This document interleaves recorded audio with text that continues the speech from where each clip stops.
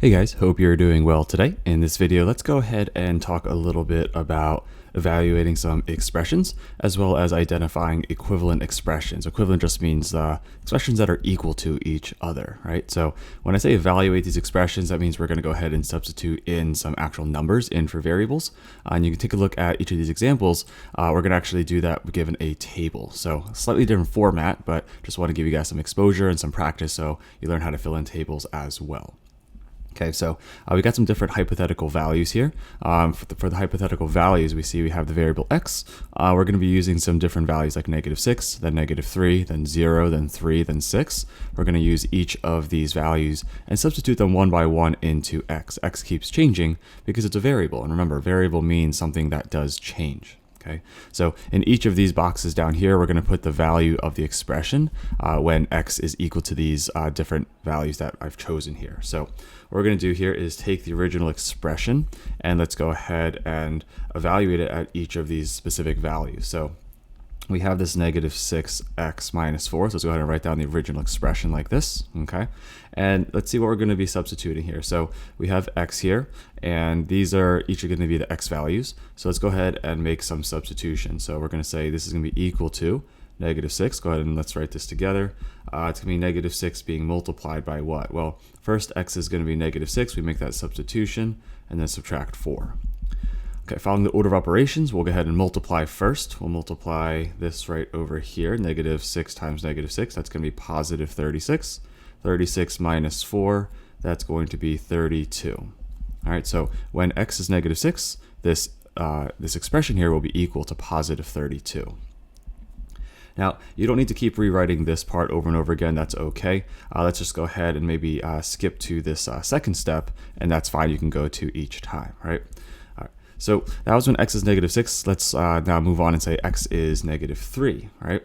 So let's go ahead and just take the expression and say this would be -6 multiplied by, and this time x is going to be -3. So we'll go ahead and put that in parentheses, give it a hug, and let's go ahead and take away 4 afterwards, right?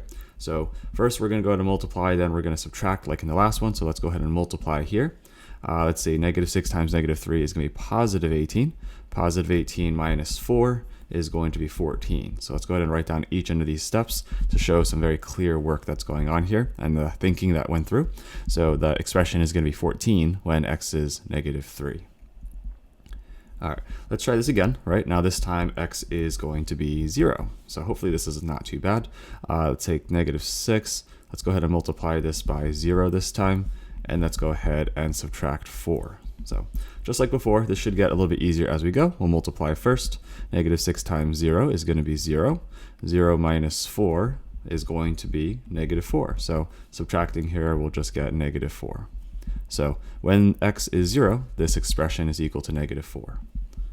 What about when x is 3? Well, kind of the same thing here. So if you want to pause and try it on your own, go ahead and pause it and try it on your own. Then you can go ahead and just kind of fast forward a little bit and see if you did a good job and check each time here, right?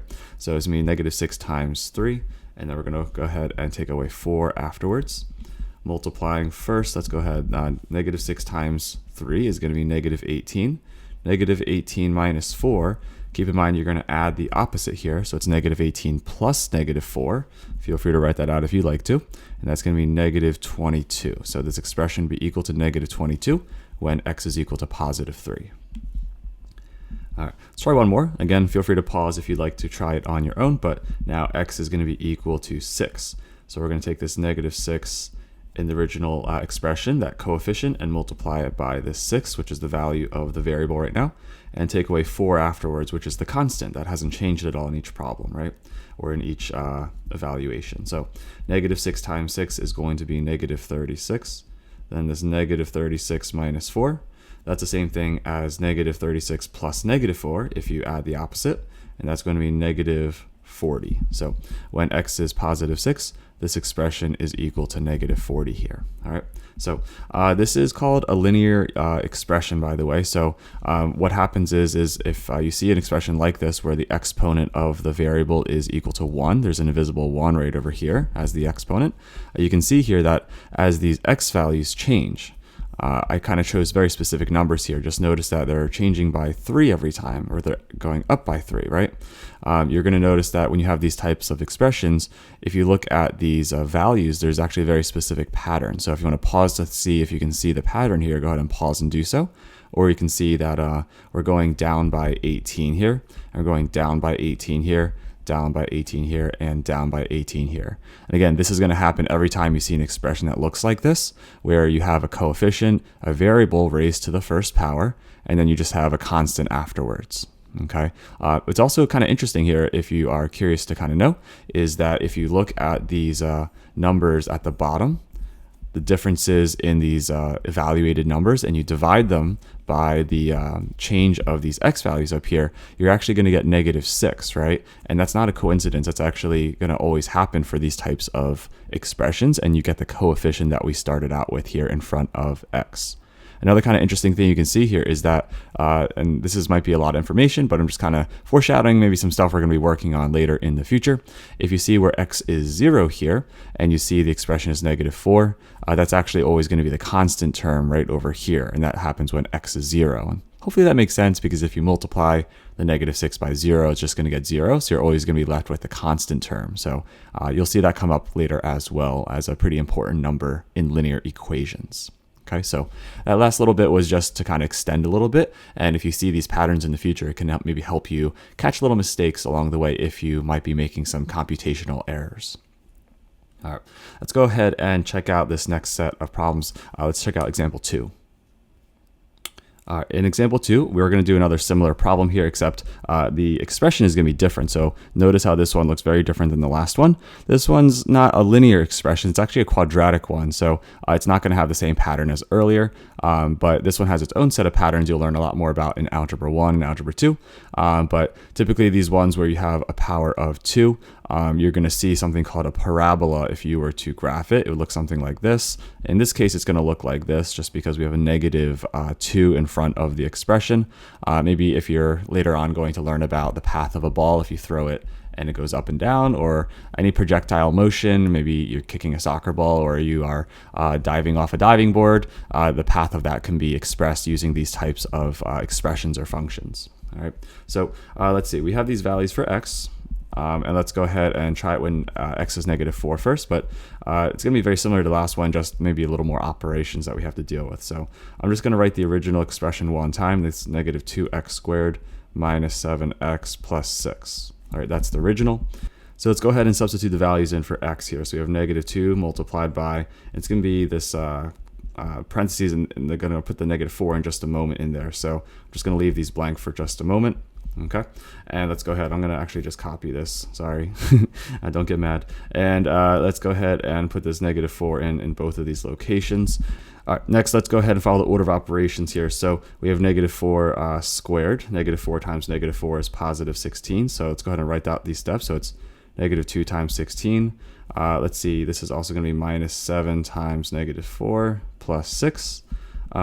I know we typically do one step at a time, but I think it's okay at this point to also do 2 steps at once if they're both the same, multiplication and multiplication. So let's go left to right. It's -32.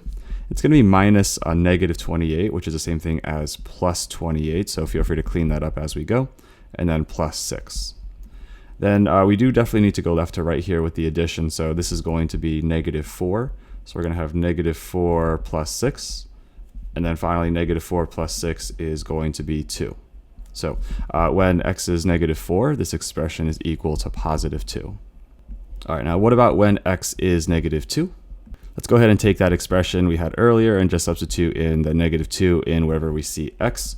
And so if we go ahead and do that, let's follow the order of operations here. Let's evaluate this -2 squared. That's going to be 4. So it's -2 times 4 minus 7 times -2.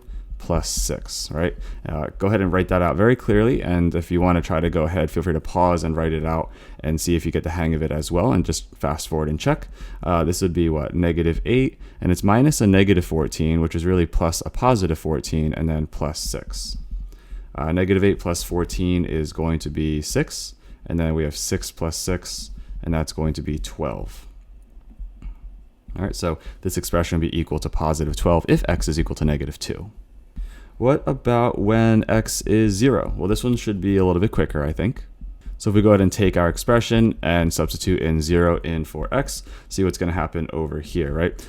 0 squared, that's just going to be 0. So we're going to end up with what? It's going to be negative 2 multiplied by 0, minus 7 times 0 plus 6. Okay, just keep everything nice and organized here. This will be 0 and this will be 0. So we're really looking at 0 minus 0 plus 6. 0 minus 0 is 0. 0 plus 6 is just going to equal 6 here. So that hopefully makes sense, because when x is 0, this term and this term will become 0, right? Because they're multiplying by 0. And so you just be left with a constant term here. Kind of just like in the last example for this one. Now, what about when x is equal to 2? I might run out a little bit of space here, but that's okay.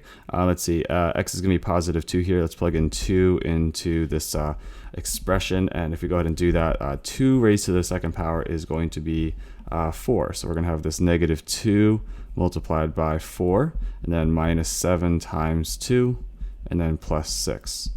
We got a couple of multiplication problems. We have negative 2 times 4, and we have 7 times 2. So it looks like we're going to have what? Negative 8, and then minus a positive 14, and then plus 6. Now, negative 8 minus 14, what's that? It's negative 8 plus negative 14. That's going to be negative 22. And then negative 22 plus 6 is equal to negative 16. It's negative 16 there. Yeah, okay, I think that's right. So I'm going to put a negative 16 right over here. All right, one final time. This time x is equal to positive 4. So if we go ahead and substitute in positive 4 into our expression here, again, feel free to pause if you need some time to go ahead and write. That's totally okay. I know it's not fair that I'm copying and pasting here, but hopefully it just helps you still get the hang of what we're doing. 4 squared here is going to be 16, so it's going to be negative 2 times 16, and it's going to be minus 7 times 4, and then plus 6 here. Okay, let's go ahead and multiply both of these at the same time here, or just left to right technically, right? Negative 2 times 16 is negative 32, and then 7 times 4 is 28, so it's minus 28, and then it's plus 6 here. Going from left to right, negative 32 minus 28, that's going to be negative 60. So we're looking at negative 60 plus 6. And if you do negative 60 plus 6, that's going to be negative 54. Okay, so if this expression had this 4 substituted in, we would get negative 54 as the value of this expression. Now, I know some of these you could probably do in your head, especially in the expressions up here. These ones are probably a little bit easier, but it's really important for us to kind of understand the process and see how similar these are, just to look for patterns as well, right? There are some interesting patterns dealing with these types of quadratic expressions that you learn a lot more about later and we'll explore. But for now, hopefully it kind of makes sense. We follow the order of operations and you're just kind of really working on your fluency. And hopefully you're going to make less and less mistakes when it comes to dealing with the integers and the negative numbers, just kind of all those different computations. So hopefully all these things are coming together and can be a little bit easier as you practice them. Okay. Let's try some different problems here. So in example 3, we're going to practice just identifying when expressions are equivalent or not. So we're going to simplify, and we're going to substitute in a hypothetical value for n just to verify. So I'll show you what I mean in just a moment. So we have this original expression right here, and the question is which one of these expressions, if not all of them, or maybe some of them, or none of them, are equivalent to this original one. So what we're going to do here is we're going to go ahead and simplify each of these and see which ones are the same or not the same. And then we'll go ahead and substitute a hypothetical value to verify if something's true or not true. And I'll show you some little shortcuts along the way that you can use to help you. Okay, so let's take a look at the original expression. The original one is going to be right over here. Right, this one right here. What I'm going to do is go ahead and simplify this thing. So first things first, let's go ahead and distribute this 3 to both of these terms right over here. And we're going to practice not rewriting these things as sums here. So let's go ahead and write this is going to be negative 4n plus, and then 3 times 3n is going to be 9n. And then 3 times a negative 2 is going to be negative 6, but we're just going to write minus 6. It's going to be minus 2n and then minus 3. Okay, if we go ahead and then combine some like terms here, now if we go ahead and combine some like terms here, this negative 4n plus 9n, that's going to be 5n, and 5n take away 2n is going to be 3n. So we're really looking at 3n over here, and then if we take a look at these constants of -6 and -3. Those combine to make a -9. So you could write plus -9, or you could just write -9. So this whole expression just really simplifies down to being 3n minus 9 here. So let's go ahead and see if which one of these expressions down here are equivalent. So we take this 3 and go ahead and distribute it to each of these over here. We're going to see this is going to be equal to, well, it's 3 times 1n, which is going to be 3n, and it's 3 times a -3, so you could write plus -9, or you could just write -9. Now, if you take a look here, this one does indeed, it's equivalent to the one that we just got a moment ago, right? So we know that this one is going to be good, all right? Now, what about letter B? Well, this is a pretty common one that people choose by mistake. They want to kind of combine these, but that's a big no-no, right? You can't take away 9 from 3n. That doesn't make sense, right? Just because they're not like terms with each other. And you have to multiply 3 by this unknown before you can take away 9. You can't just say, oh, I want to combine these and say we have -6n, right? I'll show you more about how you can disprove that in a moment as well. But you cannot combine these for the reason of them not being like terms for now, right? All right, for this next one in C, notice that we kind of have these two distributions that we can kind of make here. There is an invisible 1 right here, so I'm going to go ahead and actually write that 1 in, just because of the identity property of multiplication, right? There's always going to be something in front of these parentheses for distributive property, and if you don't see a number, it's always 1 by the identity property. Let's go ahead and see. If we go ahead and distribute this 2 to each of these, and distribute this 1 to each of these, let's see what's going to happen here. We're going to get 2n, and then -6, and then plus 1n, and then -3. If you go ahead and combine some like terms here, you can see first this 2n and 1n, that's going to be 3n.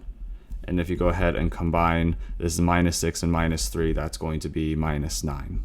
Right? So you can see here that this does match what we had just a moment ago, so this one also works, right? Now, something to kind of notice in the future is this n-3 and n-3, these are identical. So a nice little shortcut that you can do is say, if you have 2 of these n-3s, and you're adding on 1 more of these n-3s, a nice little hack that I think not as many people maybe realize is you could say this is going to be that you have 3 of these n-3s. Right? So that hopefully says if you see this in the future, you can say, oh, that's actually a nice little shortcut, because then if you see this, you're like, oh, well, that's just this over here. And kind of distributing once is much easier than distributing twice if you don't need to. All right, next for D, this one doesn't have any distribution. We just have to go ahead and combine some like terms. So let's see here. There's -9n plus 12n. That is going to be, what, 3n? And then if you go ahead and take these constant terms, -3 and -5 make -8. So you could write plus -8 or just -8. So this one's actually really close to being the same thing as these expressions, but this constant is not correct. So that would be a good justification. This one is not equivalent, right? The only thing we haven't done is talked about the substituting part, right? So when you substitute just to like verify something, you can choose a value for your variable. I would stay away from, I would not say n is 0, and I would say don't use n is 1 either, right? If you're going to ever choose a hypothetical value. The reason being is if you choose 0, then if you're ever adding a variable, then it's not going to change the expression, because anything plus 0 is just going to stay the same by the identity property of addition. And n is going to be one you want to stay away from as being 1, just because the identity property of multiplication. Anything times 1 is going to be the same. So for instance, what if you chose n as 1 and you wanted to see if these are all equal to each other? Well, if you plug in 1 here, it's going to be 3 times 1 minus 9. That's going to be 3 minus 9. That's -6. But then you may say, well, okay, well, for this one, what if you say n is 1? It would be -6 times 1, and it's -6. So you'd say, oh, I think these two are the same, but it's only the same in this one particular case when n is 1. So you may fall into this trap of thinking that these two are indeed the same. But what if n is equal to 2? Then you would say 3 times 2 minus 9, that'd be 6 minus 9, that's -3. If you plug in 2 over here, it's going to be -6 times 2, and that's equal to -12. And you know that -12 is not equal to this -3 here. So while these two expressions are the same when n is 1, that's literally the only time these expressions are the same. So you can't say just because you're right one time, you're right all the time. For these two expressions to be equivalent, any n value, all the n values in the world have to work, including n is 1. All right, so let's go ahead and try something like n is 2 and just kind of think through this and see if it makes sense here. So, well, if you plug in this 2 into this expression here or this expression here, we're going to find out it's going to be equal to -6. We just did that a moment ago, right? Now, if you plug it into this one over here, see if that is true. Well, if you plug it in here, 2 minus 3 is -1, then 3 times -1 is -3. So that is a verifiable one that does work here when n is 2. Now, what if we go ahead and plug in that over here? Well, that's going to be -6 times 2, which is going to be -12, right? That is not what we're looking for, which is why we can verify that that does not make sense, okay? Now, what if we plug in 2 into this expression and we plug it in over here? Well, 2 minus 3 is -1. 2 times -1 is going to be -2. If you go ahead and plug it in over here as well, 2 minus 3 is -1. -1 here times 1 is -1. So -2 plus -1 is -3. So this one also verifies that it does work. Finally, if you take this 2 and you plug it into this expression, you would do it over here and over here. This would be what? This would be -18 minus 3 plus, this would be what? 24 minus 5. This over here would be -21 plus 24. This would be, this over here would be +3. +3 minus 5 is going to be this -8. And you can see this -8 is not the same thing as -9. So that makes sense why this does not work. So when I say just go ahead and substitute, I really want you just to kind of come up with a value and kind of verify that, well, algebraically these do work if you go ahead and use your properties of combining like terms and moving things around in distributive property. You can also see why these ones do not work when you substitute in hypothetical values. And you don't have to just choose n as 2. You could use n as 3, 4, 5, 6, 7, 8, 9, 10. Also, you can choose negative numbers, but usually 2 is a nice safe number and it avoids the issue with the identity properties. All right, let's try one more. We'll go a little bit quicker through this one though.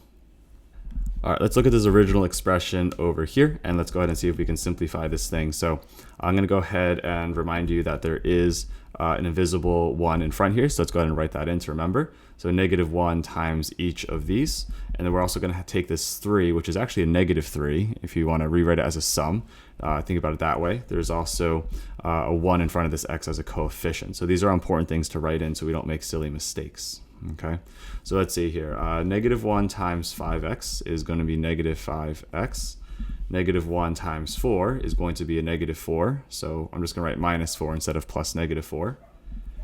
Again, this is a -3, so be careful. This is -3 times 2x, which is going to be -6x. Then we have -3 times -5, which is going to be a +15. You still have this plus 1x after and plus 4. But at least we took care of our distributions. And if you need to pause to make sure you got all the signs correct, then go ahead and do so. Let's combine some like terms. -5x minus 6x, that's -11x. -11x plus 1x is going to be -10x. Okay, and then if you go ahead and combine our constant terms here, -4 plus 15 is 11. 11 plus 4 is going to be 15 here. So this would be our most simplified expression. All right, so this one over here is the same thing as this one over here, just by using some distribution and some commutative associative property with rearranging the order and grouping things slightly differently. All right, is this going to be the same thing as 5x? Well, again, we said in last one, we can't combine these because they're not like terms. We should just say no right away to this one, right? It's only going to work when x is 1 by the identity property, but it doesn't work for anything else. For letter B, let's go ahead and distribute here. So let's see, -5 times 2x is going to be -10x, and a -5 times -3 is +15. So because I guess, does this match what we had earlier? I think it does, so we did a good job here.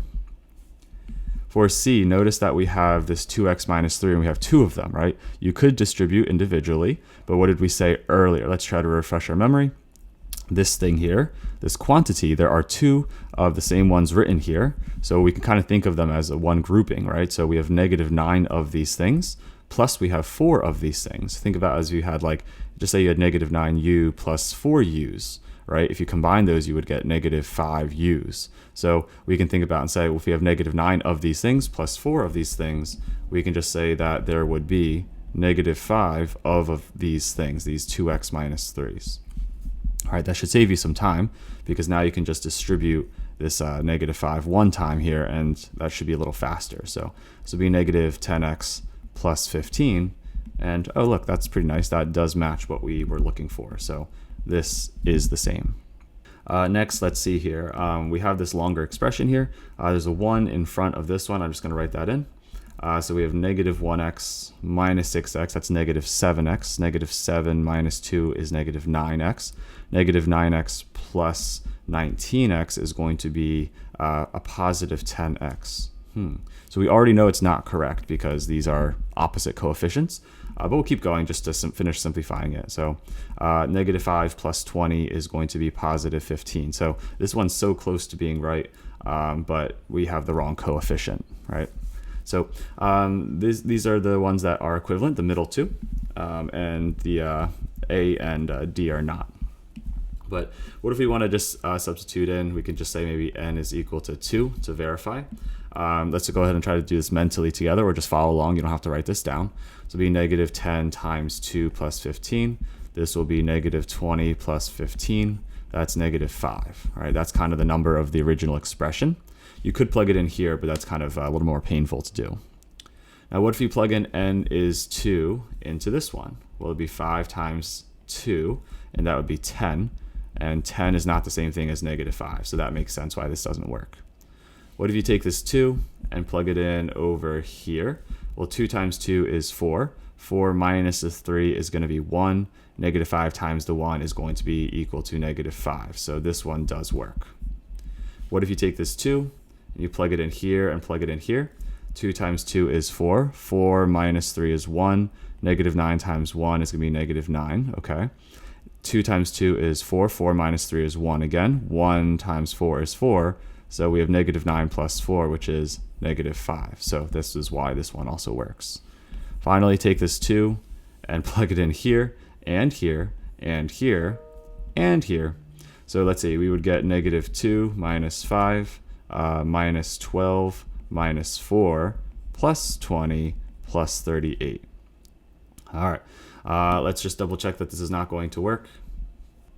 Oops, so that all kind of just went away there, but maybe it's a little cleaner now to look at it like this. So I'm going to go ahead and plug in this into each of these locations here. Negative 1 times 2 is negative 2. Negative 6 times 2 is negative 12. Negative 2 times 2 is negative 4. This is just 20. And this is going to be 38. Okay, so if you go ahead and combine these two, that'll be what? Negative 7 minus 12 minus 4. I know it's a little painful here. We already know it's not going to work if our algebra is good, right? But let's keep going here. This would be negative 19 minus 4 plus 20 plus 38. This one right here would be negative 23 plus 20 plus 38. This here would be negative 3 plus 38, and that is going to be 35. So okay, we know it's not equal to what we were looking for, so that's why this one does not work. All right, so there you have a couple different practice problems. Here we just practiced substituting in after we simplify the expressions, but hopefully if the algebra works out, we don't really have to always substitute in every time, but it's a really great way to verify if something is correct or not correct, and it's helpful for other things you'll learn later on as well. On this first set of practice problems, these hopefully were a little bit more straightforward, but you kind of just take the expression and you substitute in each x value and you follow the order of operations to get each of these. This is a linear pattern, so when you graph it later on, you'll get a perfectly straight line every time.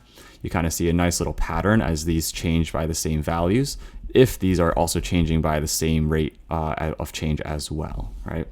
Over here, this one was a slightly different pattern. We'll talk more about the patterns maybe another time, but if you graph these ones, it'll make this U shape just because you can see there's some slight differences in this pattern. But the rest of this is just order of operations as well once you substitute in. And we just talked about these ones. So hopefully you found this video helpful in understanding expressions just a little bit better. If you found the video helpful, please consider giving it a thumbs up and sharing with a classmate or a friend who might also find it helpful. And as always, keep with the great work that you're already doing.